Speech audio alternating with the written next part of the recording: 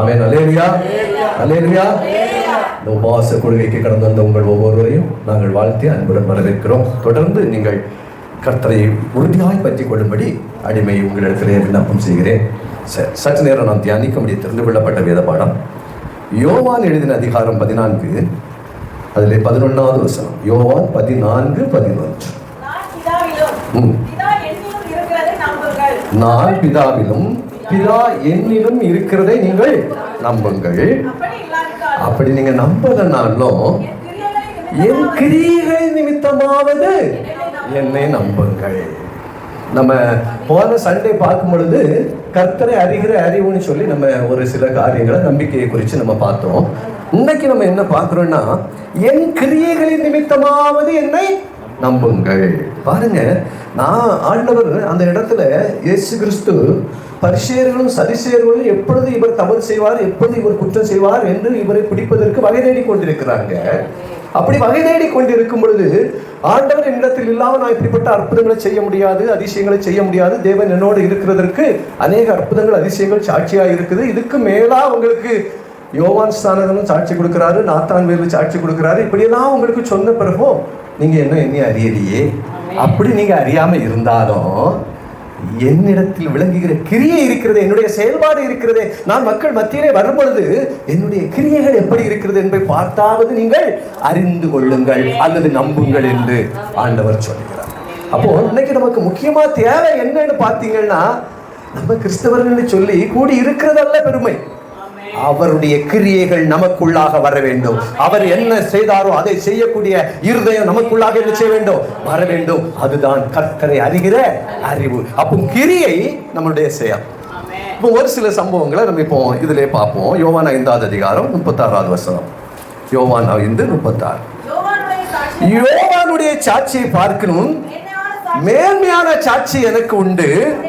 அது என்னவெனில், நான் நிறைவேற்றும்படிக்கு பிதாவானவர் எனக்கு கற்பித்ததும் நான் செய்து வருகிறதுமான கிரியைகளையே பிதா என்னை அனுப்பினார் என்று என்னை குறித்து சாட்சி. இப்போ அவர் செய்த கிரியைகள் தான் அவர் அனுப்பினார் என்னை இந்த உலகத்திற்கு மீட்கும்படி என்பதை குறித்து என்ன செய்கிறது, சாட்சி கொடுக்கிறது. இப்போ பாருங்க, நம்மளும் இன்னைக்கு சாட்சியா தான் தேவனுக்கு என்ன செய்யறோம், இருக்கிறோம். தேவனுக்கு சாட்சியாக தான் எல்லாரும் என்ன செய்யறோம், இருக்கிறோம். ஆண்டவரை ஏற்றுக்கொண்ட ஜனங்கள் எல்லாருமே தேவனுக்கு சாட்சியாக தான் இன்னைக்கு வாழ்ந்து கொண்டு இருக்கிறோம். இந்த இடத்துல யோவானின் சாட்சியை ஆண்டவர் சொல்றாங்க. யோவான் என்ன சொன்னார்னு உங்களுக்கு தெரியும். யோவான் என்ன சொன்னாரு தெரியல, தெரியாதோ? அப்ப யோவான் என்ன சொன்னாரு? 1வது அதிகாரம் 38வது வசனம் வாசிங்க. யோவான் 1வது அதிகாரம் 38வது வசனம்.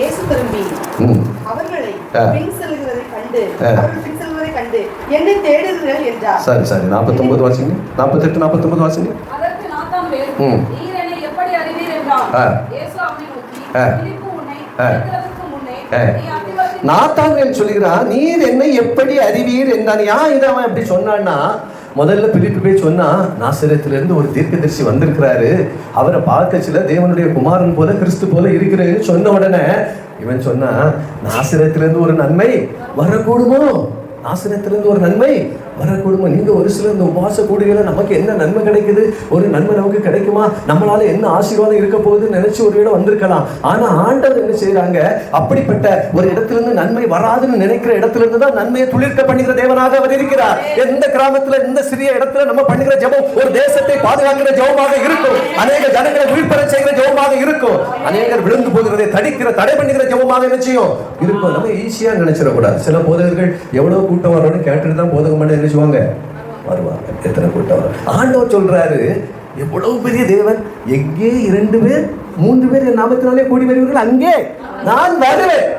பெரிய ஊழியக்காரன் 5000 பேர் கூடிய இடத்துல பேசியவன 5 பேருக்கு பேச கூட்டா நான் வரமாட்டேன்னு சொல்லிடுறான். தேவன் சொல்லுகிறார், நான் 2 பேரோ 3 பேரோ எந்த இடத்துல இருக்கீங்களோ அந்த இடத்துல நான் என்ன செய்வேன் வருவேன். இது அவருடைய கிரியை. அவருடைய கிரியை தான் சொல்லிட்டு இருக்கிறேன். இதுதான் அவருடைய கிரியை. அவர் ஜனங்களை நேசிக்கிறவர், ஒரு ஆத்துமாவுக்காக காத்து நிற்கிற தேவன். யார் வருவார் என்று எதிர்பார்க்கிற தேவன் நம்மளை ஒவ்வொரு நாளும் எதிர்பார்த்து கொண்டிருக்கிறாங்க. நம்ம கிரியைகளிலே தேவனை காட்ட வேண்டும் என்று எங்க பாருங்க, நாத்தான்வேல் அங்கிருந்து ஒரு நன்மை வந்துருமா, எந்த தேசத்திலிருந்து ஒரு நன்மையும் வராதுன்னு சொல்லி அவரை ஏற்றுக்கொள்ளவில்லை. ஏற்றுக்கொள்ளாம இருந்த உடனே பிலிப்பு அவரை கூப்பிட்டு நாத்தான்வேல்கிட்ட சொன்ன உடனே இவன் ஏற்றுக்கொள்ளல. ஆனா நாத்தான்வேல் கிட்ட வந்த உடனே ஆண்டவர் ஒரு வார்த்தையை சொன்னாங்க, இதோ கபடமற்ற உத்தம இஸ்ரவேலன், கபடமற்ற உத்தம இஸ்ரவேலன் என்று சொன்ன மாத்திரத்துல இவனுக்கு நடுக்கம் வந்துட்டு, நம்மளை எப்படிப்பா இவன் இஸ்ரவேலன் சொன்னாரு, எப்படி தெரியும் நம்ம கபடம் இல்லாம இருக்கிறோங்கிறது அவருக்கு எப்படி தெரியும்? அப்ப கபடம் உள்ள நம்மளையும் தெரியும். பாத்தீங்களா, கபடம் இருந்தா அவருக்கு நமக்கு தெரியும், கபடம் இல்லைனாலும் என்ன செய்யும் தெரியும். அவர் தூரத்திலிருந்து நாத்தான்வேலை அறிந்தார். அவர் அங்க போகல, அத்திமரத்து கிட்ட நிக்கல, தூரத்துல இருந்து அவர் என்ன செய்கிறார் அறிகிறார். இன்றும் பரலோகத்தில் இருக்கிற தேவன் பூலோகத்தில் இருக்கிற உங்கள் ஒவ்வொரு இருதயங்களையும் அறிகிறவராக இருக்கிறார். அவரை அறியும் பொழுது அவர் நம்மையும் அறிகிறார். நீங்க அவரை அறிய அறிய நீங்க அவரோட கிட்ட என்ன செய்வீங்க போவீங்க. ஒரு நாய் புதுசா ஒரு வீட்டுல நீங்க கட்டி போட்டிருக்கீங்க, அந்த வீட்டுக்குள்ள வர்றேன்னா வரும்பொழுது அந்த நாய் கண்டு பயந்துதான் நான் என்ன செய்வேன் நிற்பேன். ஆனா வீட்டுக்குள்ள வந்து ஒரு நாள் 2 நாள் 3 நாள் நம்ம பழக பழக அதோட கூட நமக்கு இருக்க பயம் என்ன செஞ்சிடும். அது போலதான் தேவன் இன்னார் என்று அறிய அறிய உங்களுக்கு தேவனை குறித்த அன்பு என்ன செய்யும் அதிகமாகும், நட்பு அதிகமாகும், உறவு அதிகமாகும். இப்ப நம்ம படிக்க வேண்டிய விஷயம் இதுல. அப்ப இந்த கபடத்தை உத்தம இஸ்ரவேலனேன்னு சொன்ன பிறகு இவனுக்கு ஒரு சந்தேகம் வந்துச்சு, இவர் எப்படி அறிந்தார் நம்மள அப்படின்னு சொல்லி. அதுக்கு அடுத்த 49வது வசனம் வாசிங்க. அதற்கு நாத்தான்வேல், ரபி ரபி தேவனுடைய குமாரன், நீ இஸ்ரவேலின் ராஜா என்ன. இப்போ முதல்ல இஸ்ரவேல்ல இருந்து அங்கிருந்து ஏதாவது ஒரு நன்மை வருமானு கேட்டவன் இப்ப சொல்றான், நீ ரபி போதகரே, நீ தேவனுடைய குமாரன், நீ இஸ்ரவேலின் ராஜா. முதல்ல இததான் போய் யாரு சொன்னா? முதல்ல இததான் போய் யாரு சொன்னா? நாத்தான்வேல் சொல்லல, பிலிப்பு சொன்னா.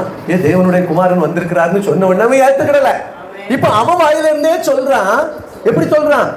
நீ தேவனுடைய குமாரன், இஸ்ரவேலின் ராஜா. இன்னைக்கு நீங்க சில பிள்ளைகிட்ட போய் சில குடும்பத்துல போய் கர்த்தர் போய் சொல்லும் பொழுது அங்கிருந்து ஒரு நன்மை வருமா? என்னடே சொல்லியா, நாங்க இத்தனை வருஷமா இருக்கிறோம், எங்களுக்கு எல்லாம் நன்மையா நடந்துட்டு இருக்கு, எங்க தாத்தா பூட்டன் காலத்துல இருந்தே நாங்க இதை வழிபட்டு வரோம், எங்களுக்கு ஒரு ஆசீர்வாதத்துக்கும் குறைவில்லைன்னு சொல்லி நினைச்சுவான் சொல்லுவோம். முதல் அப்படிதான் சொல்லுவோம். ஒரு நாள்ல நாங்க அப்படிதான் சொல்லிட்டு இருந்தோம்.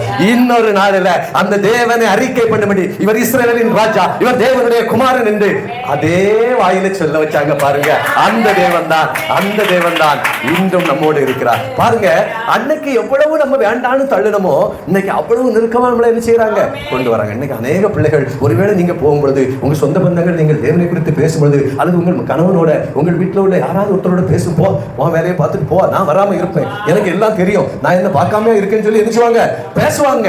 அதனால நீங்க விட்டுறாதுங்க. ஐயோ இவரு போயிட்டாரு, இவரு குடிக்காரு, இவரு மோசமா இருக்காரு, இவருக்கு பேசக்கூடாது நீங்க ஒதுக்கி வைக்க கூடாது. எந்த பாவியும் மனம் திரும்படி அழைக்கதான் தேவன் வந்திருக்கிறார். அவர் எவ்வளவு மோசமாக இருந்தாலும் அவரை நம்மண்டே அழைப்பதற்காகத்தான் நம்மை தேவன் அவருக்கு மனைவியாக என்ன செய்திருக்கிறார் கொடுத்திருக்கிறார். ஒரு ஆத்மா உங்க கையில் கொடுக்கப்பட்டிருக்கிறது. அந்த ஆத்மா நம்ம நடத்தைகளினால் நம்மை கிரியைகளினால் ஆதாயப்படுத்த வேண்டும். நம்ம கிரியைகளினால் ஆதாயப்படுத்த வேண்டும். நீ குடிச்சிட்டு வரச்சுல ஏசி வெளியே தள்ளிட்டா அவன் ஒரு நாள் ஆதாயப்பட முடியாது. உங்களுடைய நல்ல நடத்தைகள் அந்த புருஷனை ஆதாயப்படுத்த வேண்டும். அதுதான் ஆண்டவர் ஒரு நல்ல புருஷனாக இங்கே இருக்கிற பாவிகளுக்காக அவர் நம்மளை ஆதாயப்படுத்தும்படி இன்றும் அவருடைய கிரியைகளை வெளியரங்கமாக்கி கொண்டிருக்கிறார். அவருடைய கிரியைகள் இன்று வெளியரங்கமாகி கொண்டிருக்கிறது. பாருங்க, அப்போ இந்த இதுல நான் நாத்தான்வேல் சாட்சியை சொன்னேன். யோவான் என்ன சொல்லுவார்னா 26வது அதிகாரம் 1 யோவான் 1:26. யோவான் அவர்களுக்கு பிரதித்திரமா, நான் ஜலத்தினால் ஞானஸ்தானம் கொடுக்கிறேன், நீங்கள் அறியாதிருக்கிற ஒருவர் உங்கள் நடுவிலே இருக்கிறார். போதும். பாருங்க, அவர் ஞானஸ்தானம் கொடுக்கும்போது வெறும் ஜலத்தினால் தான் என்ன செஞ்சார்? ஞானஸ்தானம் கொடுத்தார். அவற்றை 1000 கேள்வியை கேட்டாங்க. நீ எலியாவா, நீ எலிசாவா, நீ தீர்க்கதரிசியா, நீ கிறிஸ்துவா அப்படின்னு நிறைய கேள்விகளை என்ன செஞ்சாங்க கேட்டாங்க. இன்னைக்கு அப்படிதான் கேட்கிறாங்க. இன்னைக்கும் நீ என்ன அங்க அது இல்லையா, ஆர்சி இல்லையா, சீஸ் இல்லையா, செவன்த் டே இல்லையா, அது இல்லையா, இது இல்லையான்னு சொல்லி என்ன செய்யறாங்க கேட்கறாங்க. நீ என்ன புதுசா சொல்றா, ஒன்னு நாங்க ஒரே தெய்வனை தான் வணங்குறேன்னு சொல்றா, அங்க அது இருக்கு இது இருக்கு அப்படின்னு சொல்லி என்ன செய்யறாங்க. யோவான் சாலன்ட்ட கேட்ட போல தான் கேட்கறாங்க. யோவான் சாலன்ட்ட அப்படிதான் கேட்டாங்க. நீ எலியாவா, நீ எலிசாவா, நீ தீர்க்கதரிசியா, நீ போதகரா, நீ எதுக்கு இங்க வந்திருக்கிறா, நீ கிறிஸ்துவா என்று என்ன செஞ்சாங்க கேட்டாங்க. இன்னைக்கு நம்ம இப்போ ஒரு இடத்துல சுவிசேஷன் சொல்ல போனீங்கன்னா தெரியும். சுவிசேஷன் சொல்ல போனா நம்மகிட்ட கேட்பாங்க, நீ என்ன பிரிவை சேர்ந்தவன், நீ எதை சேர்ந்தவன், நீ அது பிரிஞ்சு கிடக்கு இது பிரிஞ்சு கிடக்கு நம்மகிட்ட நினைச்சுவாங்க கேட்பாங்க. 1000 கேள்வி கேட்பாங்க. ஆனா அந்த யோவான் அழகா சொல்றாரு பாருங்க, ஏன் நான் வெறும் ஜலத்தினால் ஞானஸ்தானம் கொடுக்கிறேன், நான் உங்கள்கிட்ட பெருசா ஒண்ணும் செய்யல, அவர் எனக்கு பின் வந்தாலும் எனக்கு முன் இருந்தவர் என்னிலும் மேன்மையுள்ளவர், அவருடைய பாத ரட்சையின் வாரை, அதாவது செருப்பு போடுவது ஒரு வார் இருக்கலாம், அந்த வாரை கூட குடிந்து அவிழ்ப்பதற்கு நான் தகுதி இல்லாதவன் ஐயா. நம்மளும் அப்படிதான். அவருடைய பாதரட்சியை மாறக்கூட பார்க்க தகுதி இல்லாத நமக்கு அவர் முத்தமிட்டு அன்பு செலுத்தி ரத்தம் தந்து நம்மளை என்ன செய்கிறார்? ஆதரிக்கிறார். அப்படிப்பட்ட தெய்வம் அவர் எவ்வளவு மேன்மையானவர். தன்னை தாழ்த்தி ஒரு அண்ட சராச வானமும் பூமியும் கொள்ளக்கூடாத தேவன், தன் அண்ட சராசரங்கள் எல்லாம் தாங்க முடியாத தேவன் தன்னை சுருக்கி தன்னை அடக்கி ஒதுக்கி ஒரு ஸ்திரீனுடைய கற்பத்துக்குள்ளாக தன்னை வெளிப்படுத்தினார். பாருங்க, வானமும் பூமியும் கொள்ளக்கூடாத ஒருவரை ஒரு ஸ்திரீனுடைய கற்பத்துக்குள்ள நமக்காக அவர் வருகிறார். அப்படிப்பட்ட தேவன் அவருடைய கிரியை அவர் நமக்கு வெளிப்பட வேண்டும் என்று இருந்தது. பாருங்க, அப்ப சாட்சியை பார்க்கும்போது யோவான் ஸ்நானன் என்ன சாட்சி சொல்லுகிறார் என்றால், யோவான் ஸ்நானன் சாட்சி எப்படி சொல்லுகிறார்னா, அவருடைய சாட்சி எப்படி இருக்குன்னு பார்த்தீங்கன்னா, நான் மணியை பார்க்காம கொஞ்சம் பேர் நாளுக்கு அண்ணன் கொஞ்சம் பார்த்தேன். ரொம்ப நேரம் தாண்டி விடாது, அன்னைக்கு அப்படி ஆயிடுச்சு. அப்போ பேசிட்டோம்னா கர்த்தர் கிருபையால பேசிட்டே இருப்பேன். 4 மணி நேரம் பேசிட்டே இருந்தது. ஆண்டவருக்கு கிருபை பத்திடுங்க, ஒன்றும் தெரியாது எனக்கு இந்த கிருபைகளை கர்த்தர் தந்தாங்க. பாருங்க, அப்போ முதல்ல நீங்க பாத்தீங்கன்னா ஒரு சங்கீதம் எடுக்கணும். அந்த பைபிள் நான் எத்தனை பரட்டும் தெரியுமா? சங்கீதத்தை இன்னைக்கும் சரியா எடுத்துக்கிட மாட்டேன், அந்த அளவுக்கு தான் படிச்சுட்டு இருக்கேன். நான் வந்து 1 வருஷம் தான் ஆச்சு பார்த்துடுங்க, அதனால கொஞ்சம் ஸ்லோவா தான் வாரேன். ஆனா அந்த சங்கீதத்தை பைபிள்ல வாசிக்க சொல்லுவாங்க. அப்ப அந்த சங்கீதம் எடுக்கும்போது அவங்க வாசித்து முடிச்சிருவாங்க. நான் அவ்வளவு தேடுவேன். அப்படி ரொம்ப சிரமப்பட்டேன். கர்த்தர் இன்னைக்கு என்னை இவ்வளமாய் கொண்டு வந்திருக்காங்க. பாருங்க, அப்ப நான் சொல்ல வர காரியம் என்னன்னா, இன்னைக்கு நம்ம சாட்சிகளா இருக்கணும். யோவான் ஸ்நானன் ஆண்டவரை கொடுத்து தன் கிரியைகளிலே சாட்சி கொடுக்கிறார். நான் ஞானஸ்நானம் கொடுத்தேன், தண்ணீரை கொடுத்தேன், நீங்கள் அறியாத ஒருவர் உங்கள் நடுவிலே இருக்கிறார். எவ்வளவு அழகா சொல்றார் பாருங்க, நீங்கள் அறியாத ஒருவர் உங்கள் நடுவிலே இப்பொழுதும் இருக்கிறார். யோவான் ஸ்நானன் சொன்னதில்லை, இங்கேயும் இப்பொழுதும் அவர் நம்முடைய இருதயங்களில் விளையாடிக் கொண்டிருக்கிற தேவன், உங்கள் நடுவிலே அவர் இருந்து கொண்டிருக்கிறார். அவர் எப்படிப்பட்டவர் என்றால், அவர் அக்னினாலும் பரிசுத்த ஆவியினாலும் ஞானஸ்நானம் கொடுப்பார். அவருடைய வார குனிஞ்சு அமைப்பதற்கு நமக்கு தகுதி இல்லை. அப்படிப்பட்ட தேவன் தன்னை வெளிப்படுத்துகிறார். தன்னை அவர் தான் வெளிப்படுத்த. இந்த உலகம் எப்படி உருவாயிற்று, எப்படி கடவுளை கண்டுபிடிச்சாங்க? ஒருத்தரும் கண்டுபிடிக்கல. என்ன செட்டுக்குள்ள இருந்து ஒருத்தன் எழும்பிட்டு அவனை தெய்வம்னு என்ன செஞ்சுட்டாங்க? சொல்லிட்டாங்க. ஒருத்தன் சிங்கத்தை அடைக்க சிங்கத்துக்கு மேல இருந்துட்டு அவனுக்கு பெரிய மாலை போட்டு ஊர்ல புலித்தேவன் பேரை வச்சு என்ன செஞ்சுட்டாங்க? வணங்கிட்டாங்க. புலிக்கு மேல இருந்து வந்தா புலித்தேவன் வணங்க பிடிச்சு கொண்டு வந்துட்டோம்னா அதுக்கு ஒரு தெய்வத்துக்கு பேரை வச்சு என்ன செஞ்சுட்டாங்க? வணங்கிட்டாங்க. தேவன் தன்னை வெளிப்படுத்தும்படி யூதர்களை தெரிந்து கொண்டார். அவர்தான் தன்னை வெளிப்படுத்தினார். அவர்தான் தன் கிரியைகளின் மூலம் அவர்களை வெளிப்படுத்தினார். இப்ப நம்ம கிரியைகளை குறித்து பார்க்கிறோம். சரி, நான் இப்ப சாட்சியை முடிச்சுட்டேன். நம்மளும் சாட்சியா தான் வளரணும். முதல் பாயிண்ட், எப்படி சாட்சியா வாழணும்? அவருக்கு ஏற்ற விதமாய் நடந்து அவருடைய கற்பனைகளை கை கொண்டு அவருடைய கட்டளைகளுக்கு கீழ்ப்படிந்து நாம் சாட்சியாக என்ன செய்யணும்? வாழணும். 2வது பாயிண்ட், இப்ப நீங்க 10:38 யோவான் 10வது அதிகாரம் 38வது வசனம் வாசிங்க.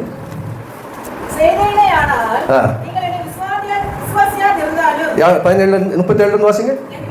என் பிதாவின் கிரியைகளை நான் செய்யாதிருந்தால் நீங்கள் என்னை விசுவாசிக்க வேண்டியதில்லை.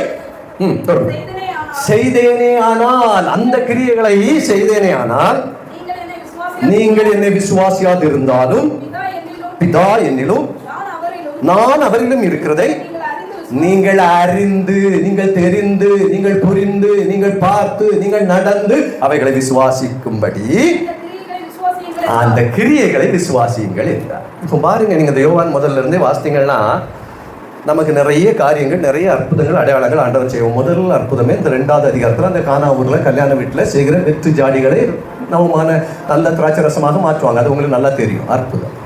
நிறைய பிறகு என்ன செய்வாங்க, ஒரு மனுஷன் அதே 2வது அதிகாரத்தில் தன்னுடைய மகன் வியாதி பெற்றிருக்கிறான்னு சொல்லி ஒரு சாதாரண மனுஷன் வந்து கேட்கும்பொழுது, நீ வீட்டுக்கு போ, உன் மகன் நலமாக இருக்கிறான்னு சொல்லி என்ன செய்வாங்க? சொல்லுவாங்க. இந்த அற்புத அடையாளங்களினால் நீங்க அறியலைன்னா பரவாயில்லை. அதை தான் நம்ம அந்த யோவான் 14வது அதிகாரம் 10வது வசனத்திலையும் 11வது வசனத்திலையும் வாசித்தோம். இந்த அற்புத அடையாளங்கள் பிதாவின் இடத்துல வந்தேன்னு சொல்றது இந்த அற்புத அடையாளங்கள் போதும். ஆனா நீங்க அவைகளால் அறியலைனாலும் என்னுடைய கிரியைகளினால் நீங்க என்ன செய்யணும்? அறியணும்னு சொன்னார். அப்போ அவருடைய கிரியைகளை குறித்து 4வது அதிகாரம் யோவான் 4வது அதிகாரம் 13-14வது வசனம். 1-2 மட்டும், நிறைய இருக்குது. உங்களுக்கு தேவையான ஒரு சிலது எனக்கு கர்த்தர் மனசுல தந்தது மட்டும் சொல்றேன். இயேசு அவளுக்கு ஒரு நிமிஷம் இருக்கு, இந்த சம்பவத்தை சொன்னாதான் உங்களுக்கு அது புரியும். எதுக்கு? அவர் ஆண்டவர் அப்படியே வழிபாதையில் நடந்து போயிட்டு இருக்கும் பொழுது சமாரியா நாட்டில் ஒரு கிணற்றுக்கிட்ட இருக்காரு. அது யாக்கோபு தோண்டி வச்சிருந்த கிணறு. அந்த கிணறுல சமாரியாவில இருந்து ஒரு பெண் வந்து தண்ணி எடுத்து இருக்கிறா. இவர் தாகமா இருக்கிறது என்று ஒரு தண்ணி அந்த பெண்ணுகிட்ட என்ன செய்யறாங்க? கேட்கறாங்க. இப்போ நீங்க ஒரு கிராமத்துல இருக்கிறீங்க, உங்க வீட்டுக்கிட்ட ஒரு அடி பைப்பு, பொது பைப்பு இருக்குன்னு வச்சுக்கோங்க. எவனோ ஒருத்தர் ரோட்டில் போறேன், ஒரு குடம் தண்ணி ஓடிட்டு இருக்கிறது வந்து தண்ணியை கேட்டா நீங்க குடிப்பீங்களா? அந்த தண்ணி நிறைஞ்ச பிறகுதான் அவனை நிக்க வச்சு அது நிறைஞ்ச பிறகுதான் நினைச்சுவோம் கொடுப்போம். கிறிஸ்தவர்கள் தான் நம்ம, வேற ஒருத்தர் இல்லை, கிறிஸ்தவர்கள் தான். ஆனா நம்ம கிரியைகள் என்ன மாற்றங்கள் என்ன செய்யல, வரல. இவன் அண்ணியே, இவன் வந்து என்னட்ட என் ஒய்ஃப் கிட்ட தண்ணியும் கேட்டு அவன் கொடுக்க மாட்டேன் ஏசிட்டும் போயிருக்கான்னா அவன் வீட்டுல இருந்து கம்பவுண்ட் தான் என்ன செய்வான்? வெளியே வருவான். சோத்திரம் சோத்திரம் தான், அல்லேலூயா அல்லேலூயா தான். எல்லா சூழல் தரப்படும் பொழுது என்ன செஞ்சிடும்? மாறிடும். இவன் வெளியே இருந்து வந்தவன் ராஸ்கல் என் வீட்டுக்கு வந்து என் ஒய்ஃப் கிட்ட தண்ணி கொடுக்கலன்னு ஏசிட்டு போனானான்னு சொல்லி உடனே ஓடி போய் 2 அடி எது செஞ்சிருவாங்க? அடிச்சிருவாங்க. அதை போலதான் இது ஒரு சம்பவம். இப்போ அந்த சமாரியா ஸ்திரீ பெண், அந்த பெண் சொல்றா என்னமோ, அவளுக்கு அவள் பிரதியுத்தரமாக, இந்த தண்ணீரை குடிக்கிறவனுக்கு இப்போ அவ அந்த தண்ணியை எடுக்க கூடாதுன்னு சொல்லி, நீர் யூதனா இருக்கு, எப்படி சமாரியா பெண் இடத்துல தண்ணி கேட்கலாம், நீங்க தண்ணி கேட்க கூடாது அப்படின்னு சொல்லிட்டா. அன்னைக்கு நம்ம தேசத்திற்கு வெளிநாடுகள்ல இருந்து ஊழியர்கள் வரும் பொழுது அவங்களை வீட்டுக்குள்ள வச்சு ஒன்றும் ஜோறு கொடுக்கல. நீங்க இன்னைக்கு நான் ஒரு ஊழியனா வந்தா வீட்டுக்குள்ள கூட்டி வச்சு காப்பியில் தந்து எல்லாம் செய்றீங்க. அன்னைக்கு அவங்கள உள்ள ஏத்தல. இவன் ஒன்னும் இல்லாம சட்டை போடாம இருந்தவன், அவன் வெளிநாட்டுல இருந்து மிஸ்டரி அங்க வந்தவனுக்கு வெளியே எண்ணத்துல சிரட்டையில தான் கஞ்சி என்ன செஞ்சாங்க? வாங்கி கொடுத்தாங்க. வீட்டுக்குள்ள பாய போட்டு அவங்கள இருத்தல. வெளியே நின்று சிரட்டைக்குள்ள நின்று சிரட்டையில கஞ்சி வாங்கி குடிச்சுதான் நமக்கு தேசத்துல ஊழியத்தை என்ன செஞ்சாங்க. அவங்க வீட்டுக்குள்ள போய் இருக்கல. நம்ம இன்னைக்கு எவ்வளவு அழகா கூப்பிட்டு நல்ல மரியாதையோட நடத்தினாலும் அந்த ரட்சிப்பினுடைய அனுபவத்தை நம்ம பிள்ளைகளுக்கு சொல்றது இல்லை. அவங்க அன்னைக்கு ரட்சிப்பின் அனுபவத்துல தானே அப்படி வந்தாங்க, இல்லாம வரமாட்டாங்கல்ல. அப்படிப்பட்ட தேவனை ருசித்திருந்தார்கள். எனவே அவருக்காக நான் என் மனைவி பிள்ளைகளை விட்டு வருவேன் என்று சொல்லி இருண்ட கண்டமாக இந்தியாவுக்கு வந்தார்கள். நம்ம இந்தியாவை பார்க்கும்போது அது மிகவும் மோசமா இருந்துச்சு. ஒருத்தரும் அப்போ நம்மள எடுக்க மாட்டாங்க. மக்கள் சட்டை போடல, நோய்கள் வந்தா பார்க்க டாக்டர் கிடையாது, படிப்பு கிடையாது, எவ்வளவு பின்மாற்றம் அடைந்தது. அந்த பனைமரங்கள் தான் மிகவும் அதிகமாக இருந்தது. என்று பனைமரங்கள் மண்ணில் விழுந்ததோ, என்றைக்கு சிறுவை கொடிகள் விழுந்ததோ அங்குதான் பனைமரங்கள் மறைந்தது. தலைநார் என்கிற கிரீடம் தரையிலே விழுந்து கல்வி என்கிற கிரீடம் பிள்ளைகளின் தலையிலே சூட்டப்படவில்லையா? மாதந்தோறும் முறுக்கு தறிகளை 3 பெல்ட் போட்டிருப்பாங்க. காலில் ஒரு பெல்ட், கையில் ஒரு பெல்ட், நெஞ்சில் ஒரு பெல்ட். இந்த பெல்ட் எல்லாம் எடுத்துட்டு அந்த அருவாயை வச்சு பானருவாயை வச்சு அதை என்ன செய்வாங்களாம்? அந்த காய்ப்பை அறுப்பாங்களாம் முற்பிதாக்கள். நம்மளுடைய 3-4 தலைமுறைக்கு முன்ன போனா அப்படிதான் நம்ம நாட்டில் இருந்தாங்களா. நம்ம தமிழ்நாட்டில் இந்த ஏரியாக்கள் அப்படிதான் என்ன செஞ்சாங்களா? அப்படிப்பட்ட பிள்ளைகளுக்கு கல்வி அறிவை யார் கொடுத்தா? தேவன் கொண்டு வந்தார். என்னைக்கு பச்சைங்க பேனாக்கள் வாங்கி கையெழுத்து போடுறோமே, தேவனுக்கு உண்மையா இருந்தோமா? நம்ம கிரியைகள்ல தேவனை சாட்சியாக காண்பிக்கிறாயா? நீ தாசில்தாரா இருந்தவன, நீ கலெக்டரா இருந்தவன தேவனை விட்டுட்டு பணத்துக்கு பின்னாடி ஓடுறியா? உனக்கு தெய்வம் பணமாகி போயிடுச்சதே. நீ கர்த்தரை அறிந்தும் கர்த்தரை விட்டு தூரம் போகிறாய். உன்னுடைய கிரியைகள் என்ன? நீ என்ன சாட்சியாக இருந்து கொண்டிருக்கிறாய்? பாருங்க, நம்ம ஒரு சின்ன காடியை குடிச்சுக்கிட்டு சின்ன கஞ்சியை குடிச்சிட்டு இருந்தாலும் கர்த்தருக்கு சாட்சியாக நம்ம இருக்கிற இடத்துல என்ன செய்யணும்? இருக்கணும். லஞ்சம் வாங்கி பெரிய வீடை போட்டு போனவன பரலோகம் கிடைக்காது. ஒரு குடிசை வீட்டுக்குள்ள இருந்த பரிசுத்தம் எனக்கு பெரிய பெரிய மாடி வீட்டுல இல்ல. கிராமங்கள்ல இருக்கிற உண்மை உத்தம பெரிய நகரங்கள்ல படித்தவங்க இல்ல. அவ்வளவு மோசமா இருக்கிறான். பெரிய பெரிய திருச்சபைகள் இருக்கிறது. 100 பேர் 200 பேர் 5000 பேர் கூடி வந்துடுறான். ஆனா ஒரு உண்மை இல்லை. இப்ப கிரியைகளை குறித்து இப்ப பாருங்க, அவளுக்கு பிரயோஜனமாக வாசிங்க. நான் கொடுக்கும் தண்ணீரை குடிக்கிறவனுக்கோ ஒரு காலம் தாகம் உண்டாகாது. வாசிங்க. நான் கொடுக்கும் தண்ணீரை குடிக்க ஒரு கால் தாகம் உண்டாகாது. நான் அவனுக்கும் கொடுக்கும் தண்ணீர் அவனுக்குள்ளே நித்திய ஜீவ காலமாக ஊறுகிற நீரோட்டாயிருக்கு. இது எதை குறித்து சொல்லப்பட்டிருக்குன்னா, இந்த தண்ணீரை குடிக்கிறவனுக்கு மறுபடியும் தாகம் உண்டாகும். இந்த தண்ணீரை இந்த சொட்டா பீம்களையும் சூப்பர் சிங்கர்களையும் டான்ஸ் ப்ரோக்ராம்களையும் இந்த 8 மணி ஆகுனா தொடர்வானு சொல்லி போய் பார்த்துட்டு இருப்போமே, இதையும் பார்க்கலாம். தொடர அழகான்னு பாட்டுவான். முடிவு எப்படி இருக்கும்? நாளைக்கு பார்க்கணும்னு சொல்லி தான் நினைச்சுவான். இந்த ஒரு காட்சி எப்படி இருக்குன்னு பார்த்துடணும் அப்படின்னு சொல்லி அவன் கரெக்டா நிப்பாட்டுவான். மாமியார் வாசலுக்குள்ள வரச்சுல மருமவா விஷத்தை பாட்டில் வச்சுக்கிட்டு தான் நினைச்சுவான். அப்ப இவ கலக்க நம்ம நாளைக்கு என்ன செய்யணும்? பார்க்க வேண்டும் என்ற தாகம் என்ன செய்யணும்? உண்டாகணும். அப்படிதான் இந்த சூப்பர் சிங்கர்களையும் டான்ஸ் ப்ரோக்ராம்களையும் இன்னும் நிறைய ட்விட்டர்ல அல்லது செல்போன்ல அல்லது நீங்க பார்க்கிற யூடியூப் சேனல்ல இதை பார்க்க வேண்டும் என்ற தாகம் என்ன செய்யும்? உண்டாகும். ஆனா கர்த்தர் கொடுக்கிற இந்த ஜீவ தண்ணீரோ ஒரு நாள் உங்களுக்கு தாகம் உண்டாகாது. அது உங்களுக்குள்ளாக ஊறுகிற ஊற்றாயிருக்கும், ஜீவ ஊற்றாயிருக்கும். அது உங்கள் இதயத்திற்குள்ளாக தேவன் தந்து ஊற வைத்துக் கொண்டிருக்கிறார். அது ரட்சிப்பு என்றும் சந்தோஷம். அது ஒரு நாளும் குறையாது. அது ஊறிக்கொண்டே இருக்கும். அது அநேகருக்கு ஊற்றப்பட வேண்டும். நீ ஆசீர்வதிக்கப்பட்டுட்டா பிறரை ஆசீர்வாதத்துக்குள்ளாக நடத்து. நீ ரட்சிக்கப்பட்டுட்டா பிறரை ரட்சிப்புக்குள்ளாக நடத்து. நீ சந்தோஷமா இருந்தா மற்றவரை சந்தோஷப்படுத்து. ஒருவரையும் துக்கப்படுத்தாதே. அதுதான் உனக்குள்ளாக ஊறுகிற நீரிற்று. அதுதான் தேவன் தருகிறது. ஒருவரையும் அவர் குற்றப்படுத்தவில்லை, ஒருவரையும் அவர் கொல்ல வரவில்லை. எல்லோரும் மீட்கப்பட வேண்டும் என்று வந்தார். எந்த பாவம் செஞ்சிருந்தாலும் எந்த குற்றம் செஞ்சிருந்தாலும் நீ அறிக்கை பண்ணி என்று தான் சொன்னார். பாவத்தை அறிக்கை பண்ணுகிறவன் வாழ்வடைவான். அறிக்கை பண்ணாதவனோ? அப்ப நம்ம பாவத்தை அறிக்கை பண்ணி தேவன்கிட்ட வரைக்கும் ஒரு பரிசுத்தமான தேவன் இருக்கிறார். அவர் நம்முடைய வாழ்விக்கிற தேவன். அப்ப நீங்க இதுல கிரியை 1 ஆண்டவருக்கு கிரியைக்கு தான் 2 எக்ஸாம்பிள் மட்டும் தான் சொல்ல முடியும். 1 நான் சொன்னேன். இப்போ இந்த தண்ணி குடத்துல ஒரு எக்ஸாம்பிள் சொல்றேன். ஒரு எஸ்ஏ இருக்கிறாரு, ட்ரெயினில் வராரு, சாதா யூனிஃபார்ம் இல்லாமல் வராரு. ஒரு ஹேண்டிகேப்ட் மனுஷன் ஒரு சீட்டில் இருக்கிறார். நடந்த சம்பவம் உங்களுக்கு புரியதுக்காண்டி சொல்றேன். இப்போ அவர் ஒரு சீட்டை மாறியோ அல்லது அதில் பக்கத்துலேயே என்ன செஞ்சுட்டாரு, இருந்துட்டாரு. இவர் ரிசர்வேஷன் கம்பார்ட்மெண்ட்டில் இவர் ஏறும்பொழுது அந்த மனுஷன் அதில் இருக்கிறார். இவர் மாற மாட்டேன்னு சொன்னோன்னு அவர் சொல்கிறார், நான் யார் தெரியுமா, நான் யார் தெரியுமா அப்படின்னு சொல்லி அவரை 2 அடி அடித்து அவரை தூரம் மாற்றி அவர் அதில் என்ன செய்கிறாரு, உட்காரு. ஆனால் தேவன் பாருங்க, இந்த கிரியை நீங்கள் நல்லா பார்க்கணும். அவ தண்ணீர் தரமாட்டேன் என்று சொல்லுகிறாள். நம்மளை பார்த்து ஒருத்தன் ஒரு கப்பு தண்ணீர் தரமாட்டேன்னு சொன்னா, அல்லது ஒரு ஆபத்துக்கு ஒரு 10,000 ரூபாய் கேட்டுக்கிட்டு அவன் தரமாட்டேன்னு சொன்னா அவன் வாழ்க்கை முழுவதும் பேச மாட்டான். நம்ம சண்டை போட்டு என்ன செய்யறோம், இருக்கிறோம் கிறிஸ்தவர்கள் தான். அண்ணன் தம்பி கிட்ட 10,000 ரூபாய்க்காண்டி சண்டை போட்டு என்ன செஞ்சிடறோம், விடிவாதத்துல வைராக்கியத்துல இருக்கிறோம். அவனை பார்த்தா காரி ஒரு துப்பும் துப்பிக்கிட்டு என்ன செய்யறோம், போறோம். நம்ம கேட்டா பரிசுத்தம், கேட்டா என்னது பரிசுத்தம். அன்பு இல்லாம நீ தேவனை தரிசிக்கவே முடியாது. நீ அவன்கிட்ட கொடுக்கலனாலும், எனக்கு சூழல் அப்படிப்பா என்கிட்ட இல்லைங்கிற விலைக்கு சொல்லி தெரியாம இருந்தாலும் மன்னிப்பு கேட்டு அவனை மனம் ரம்யமா இருக்க செய்யணுமே ஒழிய காரி துப்பையிட்டு அல்ல. உன்னுடைய கிரியை எப்படி இருக்க வேண்டும் என்று ஆண்டவர் விரும்புகிறார் என்றால், அவன்கிட்ட நீ எப்படி இருக்கணும், அவன் விரோதியா இருந்தா நீ பாசமா அன்பாதான் என்ன செய்யணும் இருக்கு. இதை நம்ம சொல்லிடுறோம், செய்யறோமானா ரொம்ப கஷ்டம். சொல்லிடலாம், நானும் சொல்லிடலாம். செய்வோமானா கேள்விக்குறிதான். ஆனா செய்யணும் என்பதை தேவன் எதிர்பார்க்கிறார். அதுதான் கிரியை. என்னை அறிந்தவன் பிதாவை அறிந்த தேவன் அவருடைய கிரியைகளை பிதாவை வெளிப்படுத்தினார். இயேசு கிறிஸ்துவை அறிந்து அவரை ஏற்றுக்கொண்ட நாம் நம்முடைய நடத்தைகளை கிரியைகளை அவரை நாம் வெளிப்படுத்த வேண்டும் என்று விரும்புகிறார். உங்களுக்கு புரியுதா? இப்ப நான் சொல்ல வர கிரியைகள், ஆண்டவர் எதை வெளிப்படுத்தினார், பிதாவின் சித்தத்தை வெளிப்படுத்தினார். நம்ம இன்னைக்கு என்ன சித்தத்தை வெளிப்படுத்தணும், இயேசு கிறிஸ்துவின் சித்தத்தை என்ன செய்யணும், வெளிப்படுத்தணும். அதுதான் ஆண்டவர் சாட்சி என்று சொல்கிறார். அப்ப நீங்கள் எனக்கு சாட்சிகளாக இருப்பீர்கள் தான் நம்ம அவருக்கு சாட்சியா அப்படித்தான் அவருடைய கிருபையின்படி நம்ம நடக்கணும். இப்போ இந்த விஷயத்துல தண்ணி நம்ம போலீஸ் ஸ்டேஷன் கதை எதுக்கு சொன்னோம்னா, ஒன்னும் இல்லாத நாசில சுவாசம் உடைய மனிதன் ஒரு சின்ன அதிகாரம் இருந்தவன அவனை 2 அடி அடிச்சு என்ன செஞ்சுட்டான். ஆனா ஆண்டவர் அந்த கிரியை செய்யல. பாத்தீங்களா, அவர் போமா தூர செல்லில ஒண்ணு போட்டு யாருக்கு தண்ணி யாருக்கு கிணறு யாருக்கு நலன் உனக்கு தெரியுமான்னு கேட்டாரா? கேட்கல. நீங்க அவருடைய கிரியை புரிஞ்சுக்கிடணும். அவர் அந்த ஏழை பெண்ணை பார்த்து சொல்லுகிறார், இந்த தண்ணியை நீ குடிக்க குடிக்க உனக்கு என்ன செய்யும், தாகம் வரும். நீ என்னை ஏற்றுக்கொண்டு என்னோடு கூட வந்தீங்கன்னா உனக்கு ஒரு நாளும் தாகம் என்ன செய்யாது, வராது. இந்த உலகத்துல இருக்கும் தோறும் அது வேணும் இது வேணும் அது வேணும் இது வேணும், இந்த தாகம் உங்களுக்குள்ளாக வந்து கொண்டே இருக்கும். வீட்டை கட்டின பிறகு காரை வாங்கணும், காரை வாங்கணும், அதுக்கு ஒரு நிலத்தை வாங்கணும், இந்த ஒரு தாகம் வந்து கொண்டே இருக்கும். உண்மையாக ரட்சிக்கப்பட்ட உனக்கும் ரட்சிக்கப்பட வேண்டும் இந்த தாகம் தான் உனக்குள்ளாக வந்து கொண்டே இருக்கும். அதுதான் உங்களுக்கு மேன்மை. வீடோ காரோ பதவியோ அல்ல.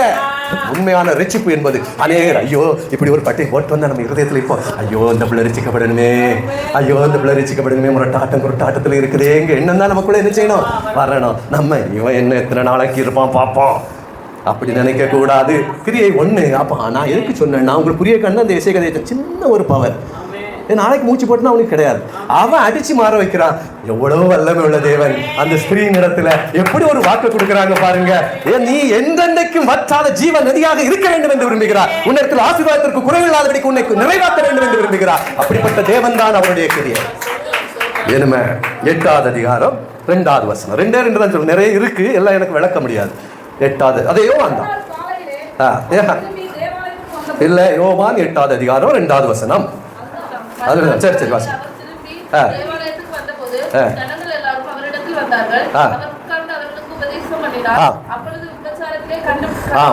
அப்பொழுது விபச்சாரத்திலே கண்டுபிடிக்கப்பட்ட ஒரு ஸ்திரீ வேதபாரகரும் பரிசேயரும் அவரிடத்தில் கொண்டு வந்து, இது உங்களுக்கு நல்லா தெரிஞ்ச இடம் தான், நீங்க அதிகமா செய்திகளை கேட்கப்படக்கூடிய ஒரு இடம் தான். இப்போ உங்க ஊர்ல இப்படி ஒரு சம்பவம் நடந்திருக்குன்னு வைங்க. இப்ப இது ஆண்டவற்ற பரிசேயரும் சதுசேயரும் கொண்டு போறாங்க. உங்க ஊர்லயோ உங்க வீட்லயோ உங்க அண்ணன் தம்பி ஒய்ப்பு சொந்த பந்தங்கள்ல இப்படி ஒரு சம்பவம் நடந்து 4 பேர் உங்ககிட்ட வந்து தீர்ப்பு சொல்ல கூடுறாங்க. நீங்க நல்ல கிறிஸ்தவர்கள் தானே, நம்ம கிரியை எப்படி வெளிப்படும் நீங்க கொஞ்சம் சிந்திச்சு பாருங்க. இந்த ஒரு சூழல் ஏமா யாரோ ஒரு ஆள் நம்ம சொந்தத்துல அல்ல நமக்கு தெரிஞ்சவங்க ஒரு விபச்சாரம் செய்து ஒரு ரூம்ல ஒரு பையனும் ஒரு பிள்ளையும் பிடிபட்டுட்டாங்க. யாராட்டும் இருக்கட்டும், எக்ஸ் ஆர் ஒய், நீங்க யாராட்டும் உங்க இருந்த இதுல வச்சுக்கிடுங்க. நம்மளுடைய தீர்ப்பு எப்படி இருக்கும்? இவளை நான் முந்தியே நோட் பண்ணேன். எப்பவுமே செல்லே தெரியச்சுலே எனக்கு இவன் ஒரு நாள் அம்பிடுவான்னு தெரியும். இது நம்ம வார்த்தை. எப்படியாவது இவன் அம்பிடுவான்னு எனக்கு இவன் பஸ் அடிக்கடி ஏறச்சுலே இவளை நான் நினைச்சேன். இப்படியெல்லாம் என்னெல்லாம் சொல்ல முடியுமோ அத்தனையும் சொல்லி ஒருவேளை அந்த பிள்ளை இல்லாம மாட்டிருந்தாங்கட அதை உயிரோடு தற்கொலை பண்ண வச்சிருக்கோம். இந்த அளவுக்கு தான் இன்னைக்கு கிறிஸ்துவை அறிந்த பிள்ளைகளுடைய கிரியைகள் வெளிப்படும். ஆனா கிறிஸ்துவின் கிரியை இங்கே பாருங்கள், அவருடைய கிரியை எப்படி இருக்கு? எல்லாரும் சொல்றாங்க, கையும் மெய்யுமா கழவா நாங்க என்ன செஞ்சிட்டோம், பிடிச்சிட்டோம். சதுசேயர்களும் பரிசேயர்களும் வந்து சொல்றாங்க, பிடிச்சிட்டோம். பிடிச்ச உடனே அவங்களுக்கு என்ன எப்படி இருந்துச்சு, இவர் ஏதாவது சொல்லி நியாயப்பிரமாணத்துக்கு விரோதமா எதையாவது சொல்லிடுவாரு, இவரை குற்றப்படுத்தி நம்ம இதுல இருந்து என்ன செஞ்சிடணும், இவரை பிடிச்சு கொண்டு போயிருந்தோம் தான் அவன் வந்தான். அப்ப ஆண்டவர் அழகா ஒரு மறு உத்தரவு கொடுத்தாங்க. அவர்களுக்கு தேவனுக்கு இல்லாத ஞானமா இவனுக்கு வந்துட போது, இவன் ஞானத்தோட பேசுறது போல அவரை பிடிக்கலான்னு தெரியுறான். ஆண்டவர் மறு உத்தரவு கொடுக்குறாங்க. எப்படி கொடுத்தாங்க? பாவம் உங்களில் பாவம் இல்லாதவன் எவனோ, வாசிங்கம்மா. முதல் கல்லு எவன் ஒருத்தன் பாவம் செய்யல அவன் என்ன செஞ்சிரு, வீசிரு. இப்போ இவனுக்கு எல்லாம் தெரியும், இவரு பாவம் செஞ்சவனு அவரு கரெக்டா சொல்லிடுவாரு. இப்ப நான் சொன்னா நீங்க வீசிட்டு போயிருவேன், இவன் சொல்லிட்டு இருக்கட்டுன்னு சொல்லி என்ன செஞ்சிருவ, வீசிட்டு போயிருவேன். அதுல அவன் ஒரு கல்லை எடுத்தோடு இவர் அவனுக்கு பாவத்தை என்ன செஞ்சிருவாரு, சொல்லிடுவாரு. நீ அங்க அவகடார இருக்கிறது எனக்கு தெரியல என்ன செஞ்சிருவாரு, சொல்லிடுவாரு. ஏன்னா எல்லாரும் விபச்சாரஸ்திரியை பிடிக்காம இவன் எப்படிப்பட்டவனா இருப்பான். அதனாலதான் அவன் கல் எடுத்து என்ன செய்யல, ஏரியல. பாருங்க, அவன் அவளை ஃபாலோ பண்ணி அவளை பிடிக்காம இவன் அது மாதிரி உள்ளவன் தானே இருப்பான். மற்றவன் அவன் வேலையை பார்த்துட்டு இருப்பான். இவனுக்கு வேலை இதுங்கிறனால குற்றப்படுத்த இதை பிடிச்சுக்கிட்டான். அப்ப ஆண்டவர் அந்த இடத்துல இருக்க ஒருத்தர் இப்ப என்ன செய்யல, கல்லெறியல. அப்ப நீங்க ஒண்ணு சிந்திக்கணும், தேவன் கீழே குனிந்து எழுதி கொண்டே இருக்கிறார். அந்த ஸ்திரியும் அங்க இருக்கிறார். இப்ப தேவன் தகுதியானவரா? அவளை கல்லெறியதுக்கு தேவன் தகுதி உள்ளவரா இருக்கிறார். அவ குற்றத்தை அவர் கண்டுபிடித்திருக்கிறார், அவருக்கு தெரியும். ஆனா அவர் சொல்றார், போ இனி பாவம் செய்யாதே. இதே வார்த்தை தான் இன்று ஒவ்வொரு மகனுக்கும் கொடுக்கப்படுகிறது. போ நீ இனி பாவம் செய்யாதே. இன்று வேற வார்த்தைகளை அறிந்திருக்கிறாயா? இதுவரைக்கும் உன்னுடைய கிரியையில நீ மாற்றம் இல்லாத இருக்கிறாயா? இதுவரைக்கும் நீ பாவம் செய்து கொண்டிருக்கிறாயா? இனிமேல் நீ பாவம் செய்யாதே. உன் கிரியைகளில் தேவனுக்கு ஏற்ற மாற்றத்தை கொண்டு வா என்று தேவன் விரும்புகிறார். எதையும் பேசிடக்கூடாது, எப்படியும் பேசிடக்கூடாது. நம்ம கண்டாலே பார்த்து தான் சொல்லணும். காணாதது போய் நம்ம சாட்சி கொடுத்து நிக்க கூடாது. பொய் சாட்சி சொல்லாதிருப்பாயாவின் கட்டளை இருக்கிறவர். யாரும் குற்றப்படுத்தணும் நம்ம நம்ப கூடாது. நம்ம தேவனேற்ற ஞானத்தின்படி தான் நம்ம நடக்கணும். தவறி போகிற மனிதன் தான் நம்ம. ஒருவேளை நம்ம அவளை குற்றம் தான் நாளைக்கு நம்ம புள்ள தவறலாம். அதனால நம்ம ஞானமா தான் இருக்கணும். ஒருவரின் குற்றம் தீர்க்க நம்மை தேவன் அழைக்கவில்லை, குற்றவாளிகளை மனம் திரும்பும்படி தான் அழைத்தார். இன்று உங்களுக்கு அதை தான் சொல்கிறார். யாராவது குற்றம் செய்தால் அவர்களை குற்றவாளி என்று நீங்கள் குற்றம் கண்டுபிடிக்காதீர்கள். அவர்கள் மனம் திரும்புவதற்கு அவர்களுக்கு வழிகாட்டுங்கள். அதுதான் தேவனுடைய கிரியை. அதுதான் நம்மகிட்ட ஆண்டவர் எதிர்பார்க்கிறார். நான் அவரை குறை சொல்லிட்டு இவர் என்ன குறை, இதான் இல்ல. ஒரு குற்றம் இருக்கிறா, வீட்டுல இருந்து பேசுங்க. நல்ல பெரிய 4 அடியில் 6 அடி நீளத்துல கட்டில போட்டு இருக்கிறோம், பேசாம இருக்கணும். பேசுங்க, பிரச்சனைகள் வரதான் செய்யும், பேசுங்க. தேவனுடைய வார்த்தைகளை சொல்லுங்க, நடந்து கணவன்கிட்ட காட்டுங்க. அப்பதான் அவர் இங்க சேர பிடிக்க வருவாரு. இங்க நம்ம என்ன செய்யறோம், நம்ம ஒரு நாள் டெய்லி ஒரு சேர் இருக்கிறோம்னா இந்த சேர் மாறினாலே பக்கத்துல இருக்கிற ஒரு முறைச்சிட்டு அடுத்த சேர்ல என்ன செய்வோம், இருப்போம். சர்ச்சில் சேர் மாறினாலே இந்த கதைன்னா பிறகு நம்ம என்ன சொல்ல கிரியைகள்ல பாருங்க. அப்ப நம்முடைய கிரியைகள்ல மாற்றம் வர வேண்டும். இந்த இடத்துல நம்ம இருந்திருந்தோம்னா எப்படி ஒரு தீர்ப்பை சொல்லுவோம் பாருங்க. ஒரு பெரிய ஒரு வீடு, நல்ல மாதுளம்பழங்கள், ரோட்டோரம் வீடு, கன்னியாகுமரி பகுதியில் மாதுளம்பழம் பெருசு பெருசாக கிடந்துச்சு. அப்போ ஒரு 2-3 பசங்க வந்தவன் அப்படி எடுத்து மாதுளம்பழத்தை பறிச்சுட்டான். பறிச்சோட இந்த வீட்டுக்காரருக்கு அண்ணன் கரெக்டாக பிடிச்சிட்டேன். இது தம்பி வீடு, மேலே வீடு, அண்ணன் வீடு. தம்பி வீட்டில் எப்பவும் தம்பி வெளியே வரமாட்டாங்க, வீட்டுக்குள்ளே தான் இருப்பாங்க. கரெக்டாக களவாங்கச்சில் என்ன செஞ்சாங்க, பிடிச்சிட்டாங்க. அடிக்கடி களவு போயிட்டு இருந்து இப்போ பிடிச்சிட்டாங்க. பிடிச்ச உடனே இல்லையே தம்பி வா, இந்த கள்ள பைக்கில் நான் என்ன செஞ்சுட்டேன், பிடிச்சி வீட்டில் கொண்டு இருத்தி நீ அவனுக்கு என்ன சொல்லுமோ சொல்லி அவனோட என்ன செய்யணுமோ செய்யின்னு சொல்லிட்டு போயிட்டாங்க. இந்த தெய்வ மனிதன் அவருக்கு ஒரு எண்ணம் வந்துச்சு. அவர் ஒரு போதகர். அப்போ இந்த பிள்ளைகிட்ட சொன்னார், எப்பா உங்களுக்கு வேணுங்கச்சில் நீங்கள் வீட்டுக்குள்ளே வாங்க. நீங்கள் வேணுங்கச்சில் எங்கே வாங்க, வீட்டுக்குள்ளே வாங்க. நல்லா விளைஞ்ச பிறகு உங்களுக்கு நான் பறிச்சுட்டு போக அனுமதித்தாரு. நீங்கள் இப்படி பிஞ்சிலே என்ன செய்யண்டா, பறிச்சுட்டு போக வேண்டாம். இது உண்மையில நடந்த சம்பவத்தை நான் சொல்றேன். அப்போ அதுதான் கிறிஸ்துவின் கிரியை. ஏன் உனக்கு வேணும்னா நீ ஏன் வீட்டுக்குள்ள வா, என்கிட்ட கேளு. அவனுக்கு அதை எடுக்கலாமா, அவனுக்கு அதை எடுக்கலாமா, அந்த வேலைக்காரனுக்கு அதை கொடுக்கலாமா, அவன் சொத்தை எடுக்கலாமா, அவன் சொத்தை எடுக்கலாமா, அவன் நகை எடுக்கலாமா, அது அல்ல. நீ என்கிட்ட வா, நான் உனக்கு என்ன செய்வேன், நல்லதை பார்த்து தருவோம். பாதி பிஞ்சுகளா பறிச்சுட்டு ஓடுறா, நான் உனக்கு நல்ல விளைஞ்ச கனியை உனக்கு என்ன செய்வேன், தருவேன். இதுதான் தேவனுடைய கிரியை. அப்போ நம்ம விலங்குக்கு தான் அந்த சம்பவத்தை உங்களுக்கு சொல்றேன். அப்போ தேவன் குற்றம் தீர்க்கிறவர் அல்ல. அப்ப நமக்கு தெரியணும் நம்ம யாரையும் குற்றம் தீர்க்க, ஏன்னா அவருடைய கிரியை நம்மகிட்ட வெளிப்பட்டாதான் அவர் நம்மளோட இருக்காருன்னு. புரிஞ்சுக்கிட்டீங்களா? அப்போ 2 பாயிண்ட் தான் இன்னைக்கு எடுத்திருக்கிறேன், நிறைய எடுக்கல. 1 உங்களுக்கு முதல் பாயிண்ட் என்ன சொன்னேன், தண்ணீர். தாகத்துக்கு ஒருத்தன் கேட்டா நம்ம என்ன செஞ்சிருவோம், இன்னைக்கு ஒரு பயிர் பட்டு போகுது, ஒரு கிணத்துல தண்ணி இருக்குது, நம்ம சொந்த அண்ணனா தான் இருப்பான், அவனுக்கு கரண்ட் இல்லாமல் ஆயிடுச்சு 5 நாளா, நம்ம தண்ணி என்ன செய்ய மாட்டோம், கொடுக்க மாட்டோம். ஆமா, கொடுத்தா அவன் நல்லா வந்துருவான்ல, அவனுக்கு வாழை கொலை போட்டுரும்ல, அப்ப நம்ம என்ன செஞ்சிடறோம்? அவன் பட்டு என்ன நினைக்கிறீ அதுதான் உனக்கு கிடைக்கும். அவன் பட்டு போல நினைச்சா உனக்கு இங்க விலை வரைச்சல 30 ரூபாய்க்கு கொலை விற்கும். உனக்கு விளைஞ்சுதான் வந்திருக்கும், கொலைக்கு விலை இல்லாம போயிடும். அவருக்கு இருந்திருந்தா உனக்கே இருந்திருந்தா அது ஆசீர்வாதமா இருந்திருக்கு. பாருங்க, ஆண்டவர் மிகப்பெரிய தேவன். நம்ம நினைக்கிறது போல அல்ல. அவருடைய எண்ணங்களும் விருப்பங்களும் அதை நம்ம எண்ணி முடியாத சொல்ல முடியாத அதிசயங்களுக்கும் அற்புதங்களுக்கும் சொந்தக்காரர். உன்னுடைய இருதயம் அவருக்குள் கிரியைகளை நடப்பிக்க வேண்டும். ஆண்டவர் விரும்புறது அதுதான். நம்ம எல்லாரும் கிறிஸ்தவர்னு சொல்றோம். நான் அந்த பிரிவை சேர்ந்தவன், நான் சிஎஸ்ஐ சேர்ந்தவன், நான் பவுலை சேர்ந்தவன், நான் அப்போதை சேர்ந்தவன். அது அல்ல முக்கியம். முக்கியம் என்னது? இந்த ஜீவ வார்த்தைகள். நீ எதுல இருக்கான்னு கேட்டு பரலோகத்துக்குள்ள உங்களை விட மாட்டாங்க. நீ எப்படி நடந்தாய், நீ வெள்ளை வெள்ளையும் போட்டியா, நீ கம்மல கலத்தினியா, இதெல்லாம் முக்கியம். உன் இருதயம் எப்படி இருந்தது, நீ எனக்காக எப்படி வாழ்ந்தாய் என்பதுதான் ஆண்டவருக்கு முக்கியம். இவன் உருவாக்குவான் அவன் ஒன்னு சொல்லி அதை தேவன் விரும்பவில்லை. சர்வ லோகத்துக்கு அவர் தேவன், அப்படித்தானே?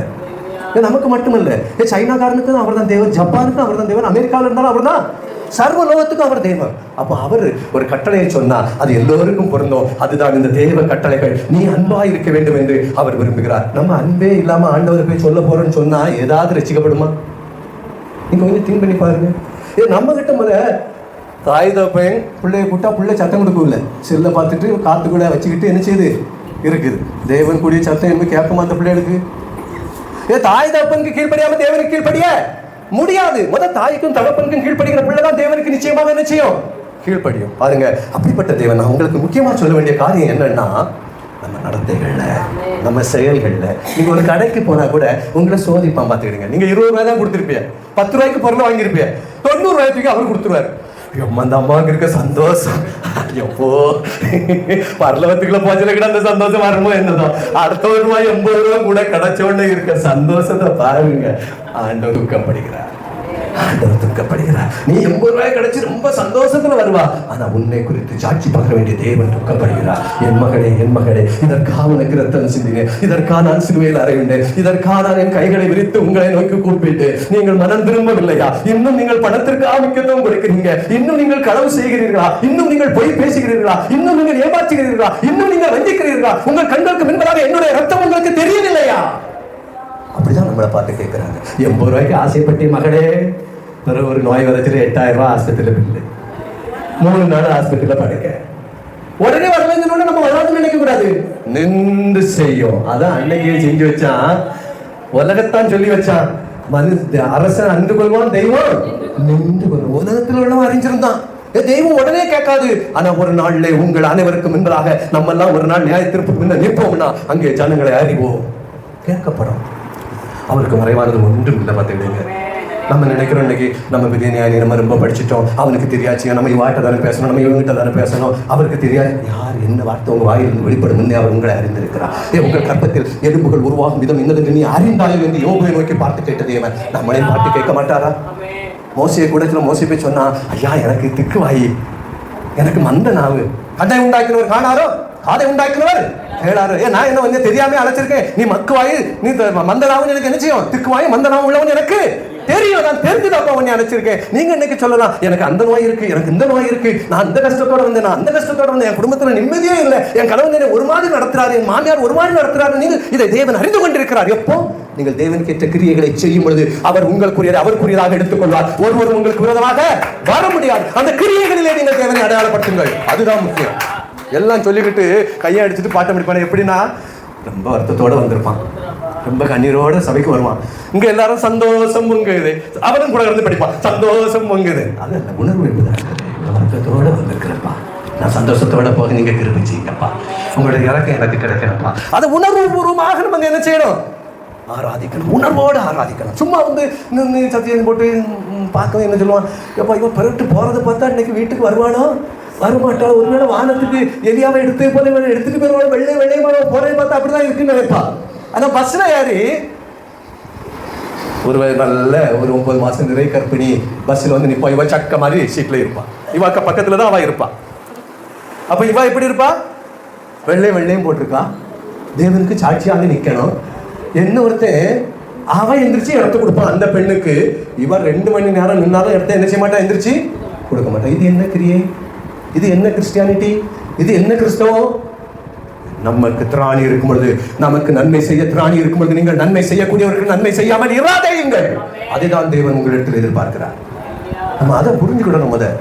நன்மை செய்ய திராணி இருக்கும்போது நம்ம நன்மை செஞ்சோட பிறகு ஒரு சான்ஸ் நமக்கு கிடைக்காது. அந்த பெண்ணை அப்பதான் மட்டும் ஆண்டவர் கொண்டு வந்து நிப்பாட்டுறாங்க. அப்ப நீ அவளுக்கு கொடுத்துடணும். என்னமோ இன்னொருத்தி வருவான்னா நடக்காது. தேவன் உன்னை ஒவ்வொரு நிமிஷமும் பார்த்துட்டு இருக்காங்க. நன்மை செய்ய திராணி இருக்கும்பொழுது நீங்க என்ன செஞ்சிடணும், செஞ்சிடணும். அப்புறம் ஜாதிகள்னு வெறுக்காதுங்க, யாரையும் வெறுக்காதுங்க. எனக்கு அண்ணனே எங்க ஊர்ல கோயில் தலைவரா இருக்கான், நான் இன்னும் வெறுக்கல, அவன் எங்க வெறுக்கிறான், ஆனா நான் வெறுக்கல. நம்ம வெறுக்கக்கூடாது. நம்ம அவங்கள்ட்ட அன்பு செலுத்துறது அறிந்துதான் அவங்க என்ன செய்யணும், கர்த்தரை அறியணும். உங்க போதவர் குடும்பம் கூட 2 நாளைக்கு அவங்க சொந்தத்திலையும் எனக்கு சொந்தத்திலையும் ஒரு ஹாஸ்பிட்டலில் ஆக்சிடென்ட் ஆகி அட்மிட் ஆகிட்டாங்க. அவங்க கிறிஸ்தவர்கள் அல்ல. ஆனா இவங்க பாருங்க, அன்போடு அந்த வீட்டிற்கு மதிய உணவை சாயந்தரம் உணவை கொண்டு வந்து கொடுத்து அங்க இருந்து அவங்கள கவனிக்கிறாங்க. ஏன்? அந்த ஆத்மா தேவனுடையது. அவன் இந்துன்னு நாங்க பார்க்கல, அவன் யாருன்னு நாங்க என்ன செய்யல பார்க்கல. அந்த ஆத்மா தேவனுடையது. அதுகள் மனம் திரும்பி தேவனிடத்தில் வர வேண்டும். எங்கள் நடத்தைகளில் எங்கள் சாட்சிகளில் நாங்கள் அவர்களை ஆதாயப்படுத்த வேண்டும். அதற்குத்தான் அந்த காரியத்தை செய்யறாங்க. அதுலதான் நாங்க சந்திச்சுக்கிட்டோம் பாருங்க. இல்லைன்னா ஒருவேளை என்ன எத்தனையோ வருஷங்களா வராம பிரசங்கம் பண்ணிட்டு இருந்திருப்பேன். தேவன் ஒரு தயவை ஏற்படுத்தி கொடுத்தாங்க. அந்த ஆஸ்பத்திரியில் வச்சுதான் நாங்க சந்திச்சுக்கிட்டோம் பாருங்க. அப்படியானா தேவனுக்கு ஒரு நோக்கம் உண்டு, ஒவ்வொரு காரியத்திலையும் ஒரு நோக்கம் உண்டு. அப்ப இன்னைக்கு நான் உங்ககிட்ட சொல்லியிருக்கிற விண்ணப்பம் என்னன்னா, நம்ம கிறிஸ்தவர்கள் பைபிளை தூக்கிட்டு வந்து காட்டாண்டா, நான் சிஎஸ்ஐ ஆர்சி பெந்தேகோஸ்தே அது இதுன்னு நம்ம காட்டாண்டா. நம்மளுடைய நோக்கம் எதுவா இருக்கணும்னா, நம்ம கிரியைகள்ல, நம்ம செயல்கள்ல, நம்ம பக்கத்து வீட்டுல, நமக்கு தெரிஞ்சவங்கள்ட்ட, நம்ம குடும்பத்துக்குள்ள உங்கள் அன்பை காண்பித்து தேவனே நீங்க அறிவிங்க. அந்த கிரியைகளை நிமித்தம் கர்த்தருக்கு நம்ம ஜனங்களை என்ன செய்யணும், ஆதாயப்படுத்தணும். நான் அதுக்கு தான் அந்த கண்டக்டர் கதை, அதுக்கு தான் இந்த ரூபா கடையில் கொடுத்த கதை, இதெல்லாம் கதைக்கு சொல்லல. நம்ம கிறிஸ்தவர்கள் செய்யற தவறுகளை கிரியை இல்லைங்கிறதுக்கு சொல்றேன். இயேசு கிறிஸ்துவனுடைய கிரியை ஒரு விபச்சார ஸ்திரியை கண்டுபிடித்த பொழுதும் அவளை போ என்று தள்ளவில்லை. கல்லெறியக்கூடிய வல்லமை அவருக்கு இருந்த பொழுதும் கல்லெறிந்து கொள்ளவில்லை. போ இனி பாவம் செய்யாதே என்றார். பாருங்க, அந்த பெண் தண்ணி தரமாட்டேன்னு சொன்னோன்னே ஒன்னு இந்த கிணத்துக்குள்ளே தூக்கி தலைகளை போட்டேன்னு சொல்லி என்ன செய்யல, போடல. நம்மளா இருந்தா அதான் செய்வோம். எவ்வளவு வல்லமுள்ள தேவன், அவர் கையை கட்டிட்டு ஜீவ தண்ணீரை இலவசமாய் தருகிறேன்னு சொல்றாரு. பாருங்க, நம்மனா நீ என்ன ஒரு ஆம்பளேட்ட என்ன பேசுறா நீ அப்படின்னு சொல்லி, நான் யூதன் என்கிட்ட நீ இதை பேசுற மாமாங்கன்றைக்கு தலைகளத்துக்கு உள்ள விட்டுருவோம். பாருங்க, நம்ம அப்படி அல்ல. நம்முடைய கிரியைகளை கர்த்தர் ஒவ்வொரு நிமிடமும் பார்த்து கொண்டிருக்கிறார். இந்த வார்த்தைகள் மூலம் கர்த்தர் இந்த நாளிலே உங்களோடு இடைப்பட்டதற்காக தேவனுக்கு நன்றி செலுத்துகிறேன். நீங்கள் சுகித்திருக்கவும், வாழ்ந்திருக்கவும், பலுகவும், பெருகவும் உங்கள் கிரியைகள் தேவனுக்கு முன்பாக நற்சாட்சியாக இருக்கும்படி உங்களை ஒவ்வொருவரையும் ஒவ்வொரு குடும்பங்களிலும் என்ன கஷ்டத்தோடு, என்ன வேதனையோடு, என்ன துக்கத்தோடு நீங்கள் வந்திருந்தாலோ உங்கள் கிரியைகளை நீங்கள் மாற்றுவீர்கள் என்றால், உங்கள் நடத்தையிலே மாற்றத்தை கொண்டு வருவீர்கள் என்றால், உங்கள் ஒழுக்கத்திலே மாற்றத்தை கொண்டு வருவீர்கள் என்றால், நீங்கள் தேவனுக்கு உகந்தவர்களை மாற வேண்டும் என்று முடிவு எடுப்பீர்கள் என்றால் கர்த்தர் உங்களை ஒருபோதும் கைவிட மாட்டார். எப்படி அந்த மாத்திரம் பலத்தை உள்ளே வா உனக்கு நான் பறித்து தருவேன் என்று சொன்னாரோ, ஒரு மனிதன் குற்றப்படுத்தி தான் செய்தார். இவர்கள் கள்ளர்கள் என்று குற்றப்படுத்திக் கொண்டு விடப்பட்ட பொழுதிலோ உனக்கு தருகிறேன் என்று சொன்ன அந்த நாவையுடைய தேவ மனிதர்களைத்தான் அவர் எதிர்பார்க்கிறார். ஆண்டவராகிய இயேசு கிறிஸ்துவின் பிள்ளைகளாய் கூடி வந்திருக்கிற நாம் ஒவ்வொருவரும் அவருக்கு சாட்சியாய் நம் கிரியைகளிலே செய்து காட்ட வேண்டும். இதுதான் அவரை அறிகிற அறிவு. அல்லேலூயா, அல்லேலூயா. எல்லோருக்கும் என்னுடைய இருதயத்தின் ஆழத்திலிருந்து நன்றி செலுத்துகிறேன். நீங்க ஒவ்வொருத்தரும் உங்க கிரியைகள்ல என்ன குற்றம் பண்ணியிருந்தாலும் தேவன்கிட்ட மன்னிப்பு கேட்டு யாருகிட்டையும் விரோதியா வைக்காதுங்க. ஒருவேளை திடீர்னு நம்ம இறந்துட்டோம்னா அங்க நம்ம வைராக்கியமா இவன் ஆவாதி வாட்ட பேச மாட்டேன், இவன் எனக்கு குடும்பத்துக்கு விரோதமா எவ்வளவு செஞ்சா தெரியுமா, இவன் எப்படிப்பட்டவன் தெரியுமா, அப்படி அந்த வைராக்கியம் நம்மளை கூட்டிட்டு போவாது. அப்படி வைராக்கியமா இருக்காதுங்க. அவன் ஒருவேளை 4 நாளைக்கு திருப்பிட்டு போனா நீங்க சிரிச்சிட்டு போங்க. கொஞ்சம் சிரிக்கிறதுனால ஒன்னும் நம்ம கெட்டு போயிட மாட்டோம். ஏதோ என்ன சிரிச்சோம் நம்ம பல்லு 2 வெடியா பேரு எல்லாம் உள்ளதான் இருக்கும், ஒன்றும் போவாது. அவன் மனசு கொஞ்சம் கொஞ்சமா இடம். ஒரு 5 நாள் நீங்க சிரிக்கச்சுல அவன் லேசா சிரிக்க ஆரம்பிப்பான். அதுக்கு பிறகு லேசா பேச ஆரம்பிப்பான். நீங்க ஆதாயப்படுத்தி விட்டீர்கள். உங்களுடைய பாவம் மன்னிக்க படுகிறது. உங்க கிரியைகளினாலே நீங்கள் தேவனை ஆதாயப்படுத்திக் கொண்டீர்கள்.